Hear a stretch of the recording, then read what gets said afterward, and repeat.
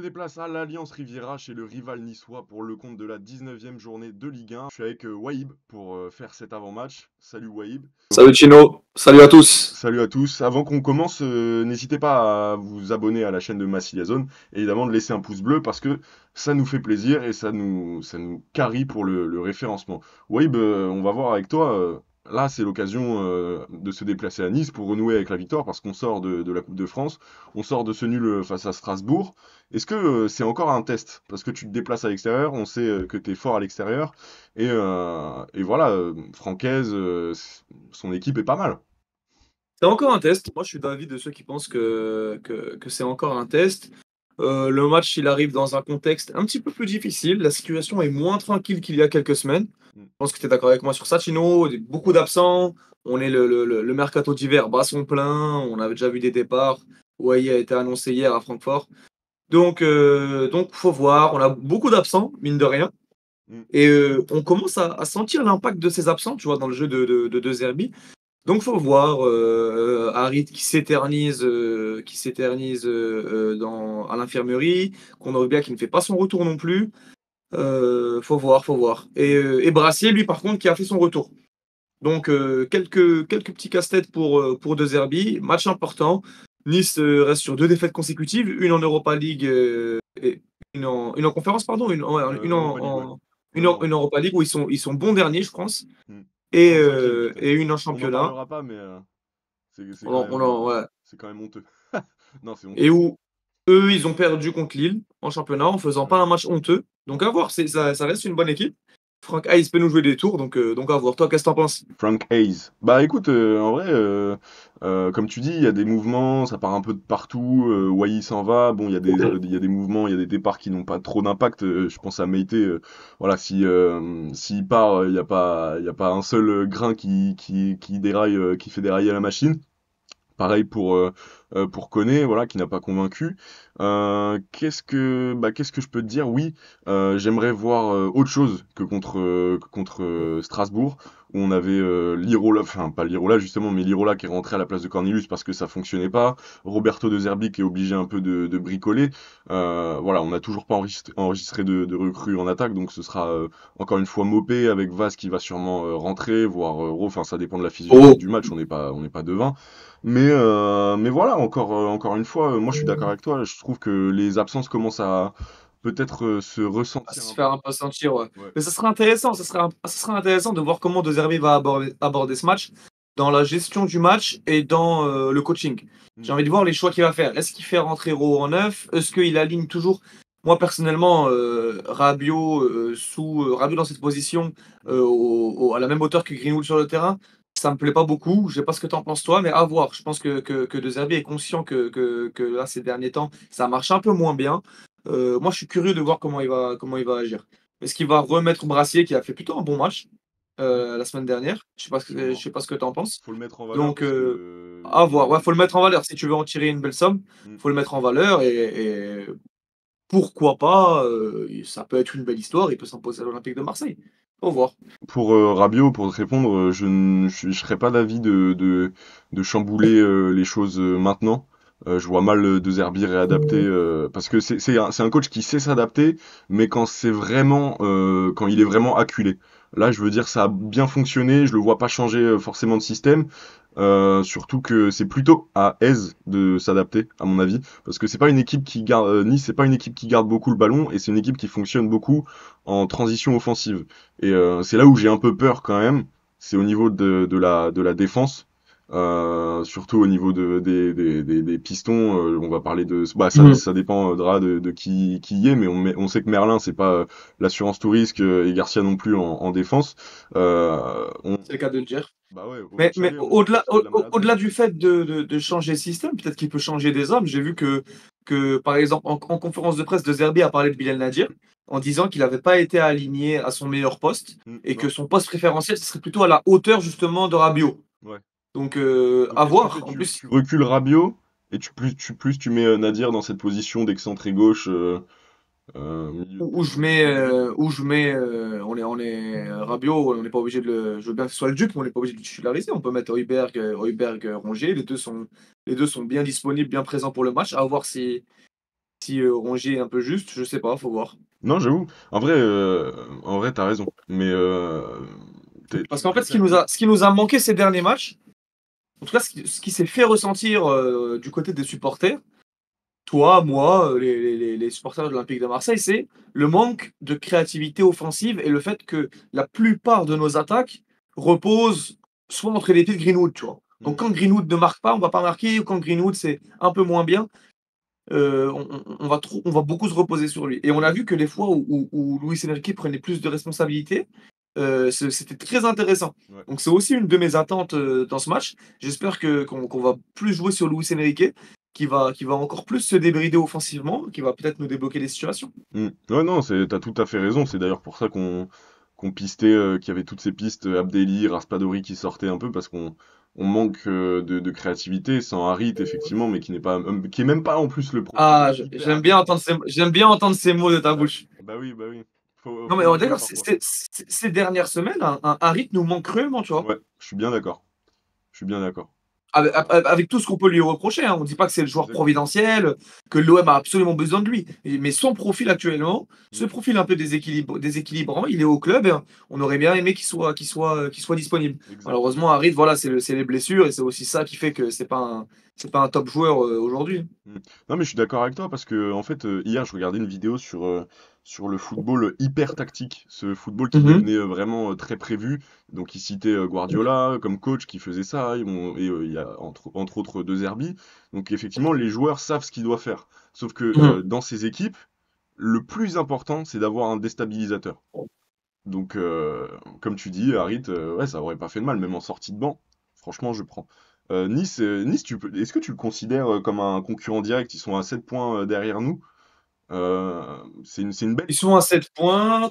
On va essayer de considérer toutes les hypothèses. Si on perd contre Nice, Mm, ils viennent à 33 points. Imaginons que Lille gagne, ils sont à 35. Donc on n'aurait plus que 2 points de différence avec Lille, mm. C'est un match 5 avec important quand même, Nice. mine de rien. C'est un match important Quand tu fais. pour essayer de garder la distance avec les potentiels concurrents.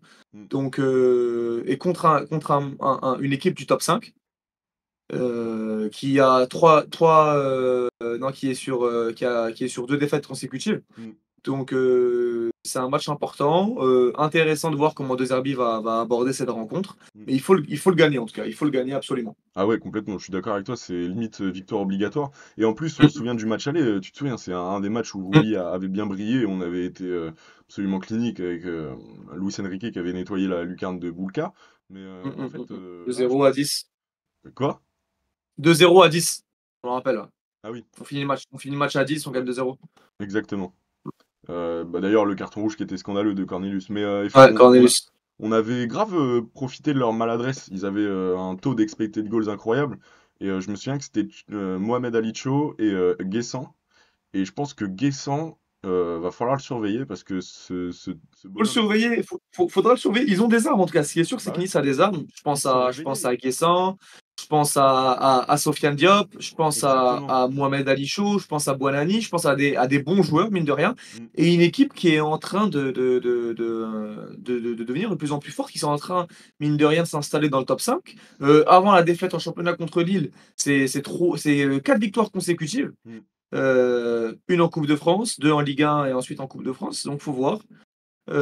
C'est sûr que ce sera un match intéressant et un bon test. Mais Mais c'est une équipe qui a beaucoup de faiblesses, hein. oui, bien On le sûr. voit en Coupe d'Europe. Ils sont en train de faire une campagne complètement honteuse. Pour leur défense, c'était vraiment l'équipe B. Parce qu'ils prévoient le match contre nous. Contre Elfsborg, Ouais. j'ai regardé le match. Il y avait quelques joueurs comme Il y avait la moitié de titulaires, non? il y avait la moitié. Il y avait Diop, je me rappelle, Sofiane Diop était capitaine. Ouais. Faut voir. En tout cas, la défense était complètement revisitée. Mm. Ça va être un match intéressant, ça c'est sûr. Bah ouais, et comment tu t'attends à souffrir un peu? Moi, je m'attends à quand même prendre un certain bouillon, ils sont chez eux. On connaît l'ambiance de l'Alliance quand on vient chez eux. Évidemment, on est interdit de déplacement. Un bouillon, je sais pas. Ouais. Je m'attends à une gestion des temps forts et des temps faibles. Je m'attends à subir quelques parties du match, c'est normal. Mais je pense que ça va être une des clés du match, de voir comment on va gérer ces temps faibles, ce qu'on va encaisser ou est-ce qu'on va être capable de défendre en zone et de presser fort pour récupérer rapidement les ballons? Mmh. Je pense que une des clés du match, ça va être le couloir gauche. De voir comment, Ulysse Garcia ou Quentin Merlin Campaign. va se débrouiller face à leur compère niçois. Donc, faut voir. Couloir droit niçois, ça va être Jonathan Clauss, tu vois? Ouais, Ou, bah, Jonathan Clauss, Mohamed Ali Sow. non mais ça Donc c'est va. des joueurs qui se projettent beaucoup. Donc, ça sera toujours ce duel quand tu as une défense à 3 Mmh. comme le fait De Zerbi. Le fait d'avoir des pistons qui vont essayer, tu vois, de mettre la pression sur sur leur adversaire dans le couloir, pour voir si tu vas plus passer le match à défendre ou plus passer le match à attaquer. Mmh. Ça va être une des clés du match. Et en face, ils vont avoir des joueurs qui aiment se projeter. Mohamed Ali Sow, Klose, où c'est des joueurs qui aiment prendre cette profondeur et qui vont nous poser un problème dans une partie du terrain où on n'est pas des plus impériales. Mmh. Il faut voir.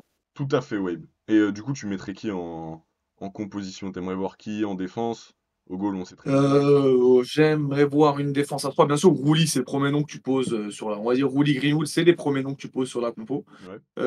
La défense à 3, je vais partir sur Balerdi, Murillo à droite Ouais. et Bassi à gauche. Ouais. Pareil. Couloir gauche, Quentin Merlin. Ouais. Les du milieu de terrain, Højbjerg, Rongier. OK. À droite, Luis Enrique, bien sûr. Mmh. Obligatoire, il est obligatoire. Bien sûr. Et comme je l'ai dit dans ma courte analyse du match, je pense il faudra insister sur Luis Enrique parce on l'a vu contre Strasbourg, c'est une de nos armes et c'est un des joueurs qui est le plus dangereux. Mmh.